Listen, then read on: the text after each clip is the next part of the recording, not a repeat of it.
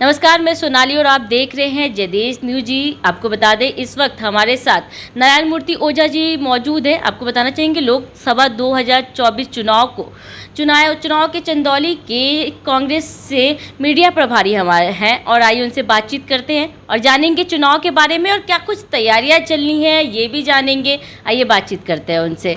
Sir, पूरा परिचय आपका। मैं डॉक्टर नारायण मूर्ति ओझा, मुन्ना ओझा जी। एडवोकेट हूँ पेशे से, उत्तर प्रदेश कांग्रेस का मेंबर हूँ और इस लोकसभा चुनाव 2024 में मैं लोकसभा का मीडिया कोऑर्डिनेटर बनाया गया हूँ इंडिया गठबंधन के लिए पार्टी की तरफ से। जी, आपसे यह जानना चाहेंगे सबसे पहले कि पार्टी की तरफ से क्या कुछ तैयारियां चल रही हैं। देखिए, जहाँ तक चंदौली ज़िले का सवाल है, चंदौली ज़िले में पार्टी की तरफ से पहले से ही, चूँकि विधानसभा चुनाव से ही जब प्रियंका जी यहाँ हमारी प्रभारी थी तभी से संगठन पर ध्यान देना शुरू हुआ था। और हम आपको ये बता दें कि चंदौली में जितने भी बूथ हैं, हर बूथ पर कांग्रेस का कार्यकर्ता है। बूथ लेवल पे मेरे कार्यकर्ता तैयार हैं। अभी कुछ दिन पहले पार्टी द्वारा जांच कराई गई थी जिसमें मेरा ज़िला नंबर 2 और अमेठी नंबर 1 आया था और इसलिए हमारे ज़िले में बूथ स्तर पे कार्यकर्ता हैं, न्याय पंचायत अध्यक्ष हैं, विधानसभा अध्यक्ष हैं, ब्लॉक अध्यक्ष हैं और हर विधानसभा में हम लोग 2-2, 3-3 प्रभारी बनाए हैं ज़िले के हिसाब से, ज़िले के पदाधिकारियों को। तो हमारी तैयारी पूरी है और हम अपने प्रत्याशी को पूरा समर्थन दे रहे हैं और चुनाव बहुत अच्छा चल रहा है चंदौली में और हमें लगता है कि चुनाव इंडिया गठबंधन वहाँ जीत जाएगी। देखिए, बात की जाए चंदौली की तो इंडिया गठबंधन से वीरेंद्र सिंह जी को टिकट मिला है, वहाँ प्रत्याशी वो घोषित हुए हैं। तो ये जानना चाहेंगे कि वो रहने वाले काशी के हैं, तो अगर चंदौली से वो चुनाव लड़ रहे कितना मतलब फ़र्क पड़ेगा इसको लेकर? देखिए, यही एक हास्यास्पद स्थिति है। हमारे यहाँ जो 3 प्रमुख दल हैं, तीनों के प्रत्याशी बनारस रहते हैं। जी। लेकिन उसमें वीरेंद्र सिंह का और ये जो एक बसपा का प्रत्याशी आया, दोनों का घर चंदौली लोकसभा में है। अच्छा। दोनों का घर चंदौली लोकसभा। वीरेंद्र सिंह जी चिरई गांव के विधायक भी रहे हैं जी। तो रहते भी हैं, तो उनका घर परिवार बिजनेस सब यहीं बनारस में और वो चिरई गांव से विधायक रहे हैं। उनका और जब चंदौली बनारस में था, जब बनारस भदोही चंदौली तीनों जिला था, तब उस समय वीरेंद्र सिंह यूथ कांग्रेस के जिला अध्यक्ष हुआ करते थे और हम लोग उनकी कमेटी में उस समय काम किया करते थे। वो विधायक होने के बाद दल बदल लिए चले गए, कांग्रेस छोड़ के हम लोग यहाँ रहे। तो ये कहना गलत है कि वीरेंद्र चंदौली से बाहर के हैं, वीरेंद्र चंदौली के ही हैं। जी, और जानना चाहेंगे कि किन मुद्दों को लेकर इस बार कांग्रेस पार्टी चुनाव में, इंडिया गठबंधन चुनाव में है और क्या किस मुद्दे पे फोकस है इस बार? देखिए, हमारा मुद्दा साफ है। हम जनता के लिए बात करते हैं। हमारे नेता राहुल जी, प्रियंका जी, खड़गे जी, माननीय अध्यक्ष जी जनता की बात करते हैं और बीजेपी या उसके नेता सिर्फ धर्म की, जात की, मजहब की बात करते हैं। हमारा मैनिफेस्टो आया है, 5 गारंटी हमारे कांग्रेस ने दी है। उस 5 गारंटी पे हम अडिग हैं और कांग्रेस आएगी तो निश्चित रूप से युवाओं को अप्रेंटिस का रोजगार, पहली नौकरी पक्की जो राहुल जी रोज कह रहे हैं, 1 लाख रुपया महिलाओं को सालाना, किसानों के MSP। सबसे बड़ी समस्या तो किसानों की है। मोदी जी जब 2014 में आए थे तो उन्होंने कहा था कि सरकार बनते ही किसानों की आमदनी दोगुनी, और आज किसान आत्महत्या कर रहा है। 1.5 साल सड़कों पे बैठा, 700 किसान मर गया, ये सरकार पूछने नहीं गई। ये सरकार लोगों को धर्म का भांग खिला के चाहती है कि बस उसी नशे में हम वोट ले लेंगे। आप देखिए, तमाम प्रधानमंत्री जी के वो टंगे हुए हैं बैनर ज़िले में हर जगह। उसमें कहीं 2 लाख, कहीं 2 करोड़ रोजगार की बात किया है उन्होंने, कहीं 15 लाख की बात किया उन्होंने, कहीं किसी ऐसे विकास के मुद्दे की बात किया, महंगाई की बात किया, पेट्रोल की बात किया, डीजल की बात किया, गैस सिलेंडर की बात नहीं। उन्होंने क्या किया? चंद्रयान, काशी विश्वनाथ कॉरिडोर, राम मंदिर, यही उनका जितना आप बैनर देखेंगे बनारस में टंगा है सब पर यही है और सबके दिल में मोदी है, यही उनका स्लोगन है। भाई, दिल में तो आप तब रहोगे ना जब लोगों को रोज़गार मिले। आज हिंदुस्तान में बेरोजगारी सबसे चरम पे है कि नहीं है? युवा परेशान है, बेहाल है। आप गृहिणियाँ परेशान है। गैस सिलेंडर आप 400-450 था तो लेके नाचते थे और आज 1200 का है, कोई पूछ नहीं रहा। पेट्रोल 10 रुपया कम हुआ था शायद जब वो प्रधानमंत्री हुए तो कहे मेरे भाग्य से हो गया, अब तो 100 के पार हो गया, अब इनका भाग्य नहीं है। डॉलर जब 56 रुपया था तब उन्होंने कहा कि प्रधानमंत्री की उम्र से ज़्यादा हो गया और उस देश की मर्यादा गिरती है जहाँ रुपया गिरता है, जिसके देश की मुद्रा गिरती है। आज तो डॉलर 84 के पार हो गया। अब प्रधानमंत्री जी उस पर बात ही नहीं करते। भाजपा का कोई नेता अगर उस पर बात कर ले तो बताइए, कोई बात नहीं मतलब करता। आपका ये कहना है कि प्रधानमंत्री नरेंद्र मोदी जब बने उसके बाद महंगाई बढ़ गई। अरे बढ़ गई, आप सब देखिए ना, आपको भी महसूस होता होगा, आपको, हमको, चूंकि हम कोई भी काम करते होंगे, लेकिन जो ज़रूरी चीज़ें हैं, जो घर गृहस्थी की चीज़ें हैं, उससे सबको रूबरू होना पड़ता है। और वो महंगाई सबको त्रस्त कर गई है। लोगों के किचन का वो बिगड़ गया है, बजट बिगड़ गया है, बच्चों को पढ़ाना मुश्किल हो गया, फीसें बढ़ गई, आईटी की, मेडिकल की, सब फीस बढ़ गई। परीक्षा, जितनी परीक्षा हुई है, लीक पेपर लीक, अभी नीट भी हुआ, वो भी लीक, सरकार बोल ही नहीं रही है। तो ये तो धोखेबाजों की सरकार है। जी, आपकी सरकार आएगी तो क्या महंगाई पे काबू होगा? निश्चित होगा, इतनी महंगाई तो नहीं होगी, निश्चित करना चाहिए, क्योंकि हमारी सरकार पहले भी रही है तो महंगाई पे बात होती रही। जब महंगाई बढ़ती रही उस पर बात होती रही, उस पर सरकार जवाबदेह बनती रही, निश्चित होनी चाहिए। जवाब हमारे एजेंडे में है। और हम रोजगार पे, महंगाई पे, भ्रष्टाचार पे, हमारे नेता रोज़ कह रहे हैं। अभी प्रधानमंत्री ने कहा कि अडानी अंबानी ने ऑटो में भर के रुपया कांग्रेस को दे दिया, इसलिए शहजादे गाली नहीं दे रहे हैं। तो भाई ऑटो में रुपया भर के लगता है प्रधानमंत्री जी को मिला, उनको एक्सपीरियंस है, इसलिए वैसा कर रहे हैं। हमारा नेता कहता है आप किसान की का ऋण माफ़ करो, मोदी जी कहते हैं नहीं हम अपने उद्योगपति साथियों का माफ़ करेंगे। ये अंतर है कांग्रेस में, इंडिया गठबंधन के साथियों में और भाजपा में, कि वो पूंजीपतियों की सरकार है, पूंजीपतियों के साथ रहने वाली है, भय और भ्रम और भाषण की सरकार है, यहाँ काम की सरकार है। जी, अभी जैसे आपने प्रधानमंत्री जी के बयान के बारे में एक बात की, आपसे ये भी जानना चाहेंगे कि कुछ दिन पहले एक और भी बयान था प्रधानमंत्री नरेंद्र मोदी द्वारा कि सरकार, इंडिया गठबंधन आते ही जो महिलाएं हैं उनका मंगलसूत्र छिन जाएगा, साथ ही 2 घर है तो 1 घर ले लिया जाएगा, 2 कार है तो 1 कार ले लिया जाएगा। क्या कहेंगे आप? तो आपको ही बताया ना, ये भ्रम फैलाने वाली सरकार है। और इस देश के आज़ादी के बाद 45 साल लगभग कांग्रेस ने शासन किया है। हमने मंगलसूत्र दिया, किसी का मंगलसूत्र हमने लिया नहीं। अब बात तो बड़ी छोटी होगी, नहीं बोलना चाहिए, हम लोगों का वो संस्कार नहीं है। जब प्रधानमंत्री जी अपने ही दिए मंगलसूत्र की रक्षा नहीं कर पाए तो दूसरे के मंगलसूत्र की क्या रक्षा करेंगे? ये तो उनका प्रधानमंत्री के स्तर का बयान नहीं है। और कहाँ हमारे मैनिफेस्टो में लिखा है कि हम 1 घर ले लेंगे, 1 गाड़ी ले लेंगे, 1 रुपया ये तो कहीं नहीं लिखा है, और न कभी हमने लिया। ये वही हम आपसे फिर कहते हैं कि ये भ्रम की सरकार है।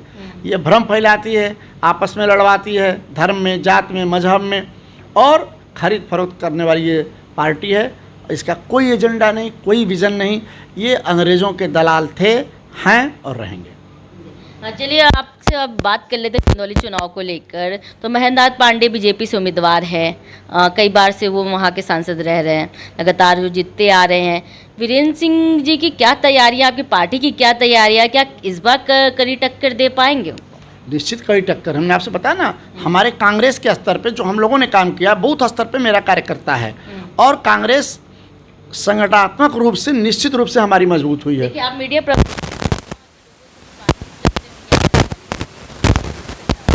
देखिए, विकास सबको चाहिए, सबको विकास चाहिए। चंदौली में आज 10 साल से सरकार है, क्या एक बड़ा उद्योग लगा? ये सवाल है। क्या एक कोई नया कॉलेज बना?